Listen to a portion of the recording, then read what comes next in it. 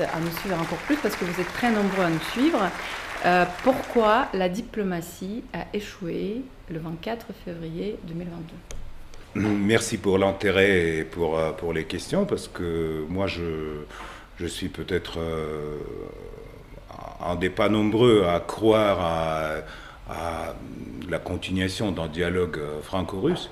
Mais malheureusement, la diplomatie a échoué parce que l'Occident, les États-Unis et l'Union européenne, ils ont pensé qu'après la guerre froide, c'est fait, le monde sera basé sur les règles occidentaux et que personne, sauf les Américains et les Européens, ne va pas rien faire, rien dire, ne va pas faire la politique dans l'Europe.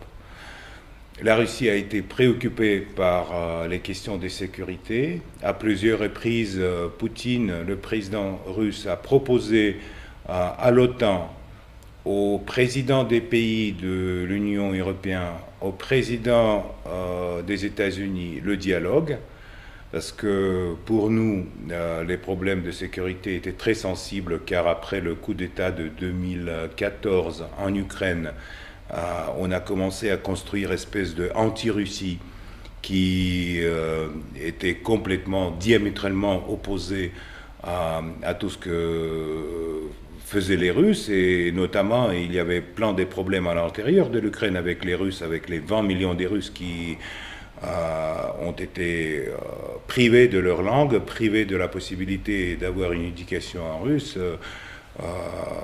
Poursuit en fait pour ses idées sur l'histoire de l'Ukraine, etc. Mais à part tout ça, il y avait toujours la proposition de la Russie de discuter l'élargissement de l'OTAN, les problèmes de sécurité à cause de militarisation de l'Ukraine, parce que non seulement les conseillers militaires, non seulement les bases militaires, mais aussi la perspective d'avoir les bases de l'OTAN sur les territoires ukrainiens. Pour nous, c'est une menace vitale. Comme vous le savez, le monde, la sécurité mondiale est basée sur la concept de puissance nucléaire qui en fait n'utilise pas l'arme nucléaire, qui seulement préserve le balance de menaces nucléaires. Par exemple, pour nous, le déplacement des missiles nucléaires américains sur le territoire ukrainien, ça réduisait la possibilité de notre réponse en cas de l'attaque par les missiles nucléaires. Évidemment, on en parle on en parle là maintenant comme théorie, mais pour les spécialistes militaires, pour ceux qui animaient les négociations autour de la détente à l'époque, avec la fin de l'Union soviétique, les négociations avec la Russie et l'Ukraine à Budapest, etc. Tous ces problèmes, ils sont bien connus. L'Occident a ignoré la préoccupation de la Russie. L'Occident a pensé qu'il va, que le monde est fait, que tout est fait, que les règles du jeu établies par l'Occident, je ne parle pas des normes de droit international, mais justement des règles du jeu sur lesquelles qui toujours mentionnent les Américains et les politiciens de l'Union européenne, que voilà, ça serait comme ça, comme nous on a décidé, et alors les Russes, ils sont mécontents, mais peu importe, on fonce. On continue à élargir l'OTAN, on continue à mettre les bases à frontières, etc. Donc, à plusieurs reprises répétées, la proposition a été ignorée, c'est pour ça que la diplomatie a échoué. J'ai envie de vous demander, c'est peut-être plus une question vers un journaliste qu'un homme politique. Pourquoi, selon vous, toute annonce faite par la Russie, notamment sur le sabotage de Nord Stream au début, là, en ce moment, sur l'utilisation potentielle de la bombe nucléaire dite sale en Ukraine, pourquoi cette annonce, chaque fois, est inaudible en Occident? On ignore. On ne peut pas parler, on dit que ce sont les Russes. On ignore parce qu'il y a le cliché, il y a le système des clichés anglo-saxons sur la propagande de Poutine. Donc tout ce que disent les Russes, c'est la propagande de Poutine. Le dialogue franco-russe, c'est aussi la propagande de Poutine pour Tout, certains. tout est la propagande de Poutine, en fait. Et donc la Russie, c'est en fait la plus grande pays de l'Europe. L'Union européenne, c'est un petit morceau du continent par rapport à la Russie. Si les Européens ne veulent pas entendre ce que pensent les Russes, ce qu'ils disent les Russes, les préoccupations sur la sécurité, les préoccupations sur le sabotage de Nord Stream, sur les laboratoires bio sur le territoire ukrainien, etc., alors tôt ou tard, ils seront obligés de résoudre tous ces problèmes. Là, on est très bien quand il y en a 47 pays qui sont contre la Russie, et voilà, ils sont contre la Russie, ils construisent l'opinion publique anti-russe. Mais la réalité, c'est pas ça. Réagir à cette réalité, ça serait peut-être la tâche la plus difficile pour les futurs politiciens européens.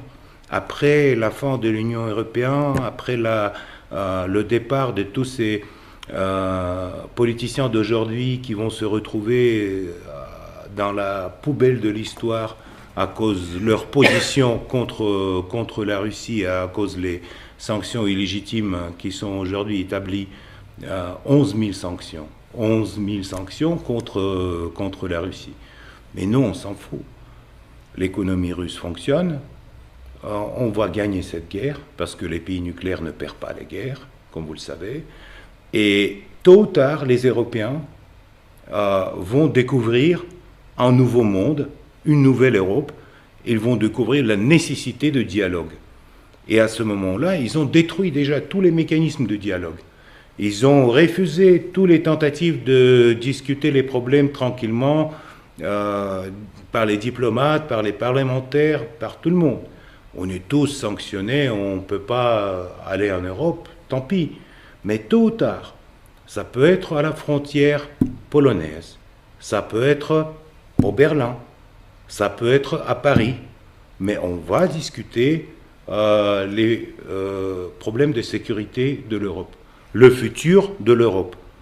Et vous allez voir, à ce moment-là, les gens qui ont l'idée d'ouverture, l'idée de dialogue, seront bien à la table, contrairement à ceux qui aujourd'hui passent tous ces clichés anglo-saxons sur les méchants russes et agresseurs Poutine qui a bouleversé le monde et qui donc a fait autant de mal au continent européen. À plusieurs reprises, le ministre des Affaires étrangères russe a dit que les Russes officiels sont prêts à discuter. Mais on a l'impression qu'à l'Occident, il n'y a pas assez d'hommes ou femmes pour pouvoir vraiment porter cette voix de l'Europe en face de la Russie. Qui cet homme ou cette femme politique en Europe que vous connaissez peut-être et qui serait capable de se mettre à table de négociation? Peut-être ancien politique s'il n'y en a pas parmi les politiques actuels. La Russie est prête à discuter. À mon avis, malheureusement, les Européens ont complètement perdu leur souveraineté et leur capacité de discussion avec la Russie à partir du moment quand ils ont, suite aux États-Unis, ont repris les sanctions contre la Russie et cette espèce de boycott contre la Russie. Donc parmi les politiciens qui sont aujourd'hui au pouvoir, il n'y a pas des politiciens qui vont discuter le futur de l'Europe, ça c'est sûr. Nous, on a le temps devant nous, tandis qu'eux, ils ont très peu de temps, tous ces gens-là. Ils ont leur mandat limité, très, très court. Et donc, bientôt, on verra des nouveaux, on va peut-être discuter avec eux. Nous, on est prêts à discuter, mais en fait, ça n'a aucun sens de discuter avec les Ukrainiens, parce qu'ils sont manipulés par Londres et Washington comme les poupées marionnettes, et tous les négociations qu'on a essayé d'entamer au début de l'opération spéciale, ils ont échoué à partir du moment quand Washington a dit que pas de négociation, vous devez gagner sur le champ de bataille, comme a dit M. Borrell. Alors, on va voir qu'est-ce qu'ils vont, s'ils vont gagner sur le champ de bataille, les Ukrainiens, avec tout le soutien de l'OTAN, avec tout le soutien des Européens, avec toute la solidarité, avec une douche une fois par semaine pour toute l'Europe. sans gaz, sans pétrole, avec l'inflation de 12-15%, on va très bien voir comment les Ukrainiens vont gagner. Et à partir du moment que nous, on gagne, on va négocier avec des Européens. Pas avant. Nous sommes prêts. Mais si vous ne voulez pas, alors d'abord champ de bataille et après la table de négociation. Croyez-vous que la Russie s'est éloignée définitivement cette année de l'Europe? Et la confiance est perdue, confiance mutuelle également. La Russie ne peut pas être éloignée de l'Europe parce que la Russie, c'est l'Europe.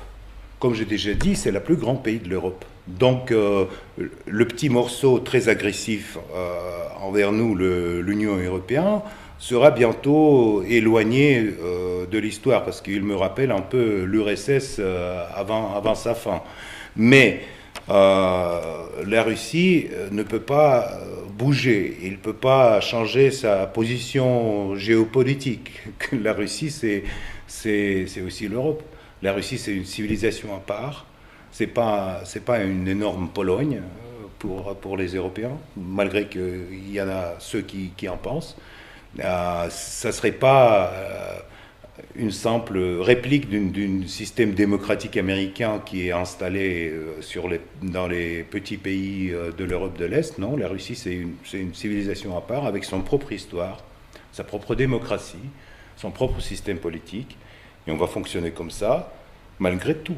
Malgré toutes les sanctions, malgré tous les boycotts, malgré la guerre économique, malgré tout. Mais tôt ou tard, les Européens vont venir et vont demander le dialogue. À ce moment-là, on va réfléchir sur quelle base pourrait être effectué ce dialogue. Vous croyez aussi au dialogue franco-russe que justement le dialogue ne doit jamais cesser. On essaie de maintenir ce dialogue entre les sociétés civiles. Il y a beaucoup de gens en Europe, quand je parle de la société civile, ce sont des personnes qui travaillent dans des domaines très très très variés et dont les voix se lèvent pour le dialogue constructif et stratégique avec la Russie. Évidemment, il y a aussi également beaucoup de force en Europe contre ce dialogue, et vous le voyez très très bien. Est-ce que vous croyez en force des sociétés civiles en Europe? Non, je ne crois pas. Je ne crois pas parce que les élites françaises, les élites allemandes, les élites italiennes sont tellement liées économiquement liées avec les États-Unis, avec la Grande-Bretagne, qu'il n'y a pas la possibilité même de dialogue, même d'une visite privée en Russie. Aujourd'hui, c'est quelque chose après lequel on mène une campagne contre un politicien ou une personne qui est venue. Donc aujourd'hui, non. Et malheureusement, l'Europe est en train de perdre son rôle géopolitique. Elle est en train de perdre sa chance de devenir, avec la Russie, une superpuissance mondiale.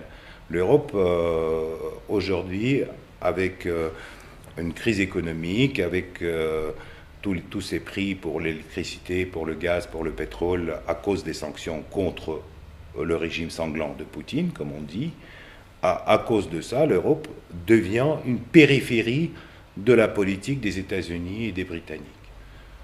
C'est dommage, mais c'est comme ça. Et la société civile ne peut rien changer dans cette situation, parce qu'on ne perd pas les contacts avec nos proches, avec nos amis, etc. Mais ce n'est pas eux qui prennent des décisions. Mais comme j'ai déjà dit, la Russie a des siècles devant nous. On peut attendre que les élites politiques en Europe se changent et on va voir si on pourrait renouveler le dialogue. Je remarque que la Russie n'a pas fermé ses frontières et donc il y a des touristes encore. On peut venir, peut-être certaines personnes ne le savent pas, mais autant que je sache, après corrigez-moi, que le tourisme existe en Russie. Et là, nos amis européens, ceux qui veulent découvrir le pays, ils peuvent le faire. En termes est beaucoup plus coûteux maintenant parce qu'il n'y a plus de vols directs entre la Russie et l'Europe, mais il y a quand même des vols. Si, il y a des vols à Helsinki, à Belgrade, à Istanbul. Il n'y a pas de problème, on prend un billet d'avion, on vient, et même pour les visas, récemment, le président a donné au gouvernement l'ordre d'accepter la politique le plus ouverte à ce qui concerne les visas, etc. Donc il n'y a aucun problème. Il y a négocié avec les Américains. On va voir pour l'instant, les Américains, ils ne sont pas prêts à négocier. À mon avis, ils attendent les résultats des élections au Congrès, comment va se sentir leur président Biden, etc. Donc, pour l'instant, la Russie est toujours prête à négocier avec les Européens, avec les Américains. Mais s'ils ne veulent pas, alors... Pensez-vous que la midterms aux États-Unis puisse influencer l'évolution du conflit en Ukraine? Ou peut-être, si notre président non démocrate vient Vous aux savez, États-Unis, ça change. ce qui est bien avec les Américains, c'est que les Américains, ils n'ont que leur intérêt national. Rien d'autre ne les préoccupe pas. Et dans des intérêts nationaux américains, c'est d'affaiblir la Russie avec le conflit ukrainien. Ils vont maintenir la guerre jusqu'au dernier Ukrainien. Mais tant pis pour l'Ukraine, malheureusement, les Américains, comme d'ailleurs les Européens, ils fournissent des armements que nous, on bombarde et on liquide sur le territoire ukrainien. Mais ils fournissent cet armement pour l'argent des gens qui habitent dans ces pays. C'est leur impôt.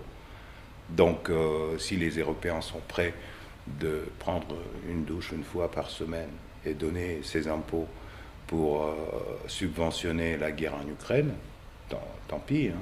Donc, c'est pas le problème de la Russie. Mais c'est ce que je peux dire très clairement, que tout ce qui arrive sur le territoire ukrainien, tout l'armement qui arrive aujourd'hui de l'Europe ou des États-Unis, sera liquidé par les forces russes.